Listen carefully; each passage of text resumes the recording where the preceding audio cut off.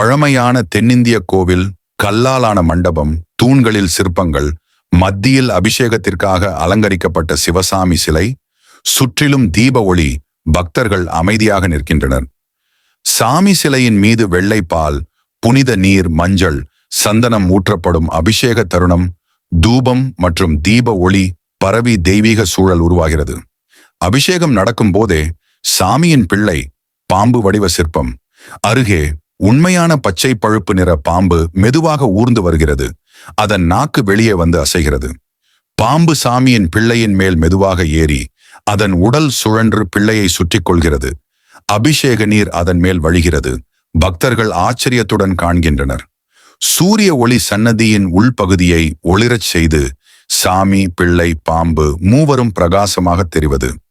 பின்னணியில் ஓம் நமசிவாய மந்திர ஓசை, அமைதி மற்றும் ஆனந்தம் நிறைந்த காட்சி.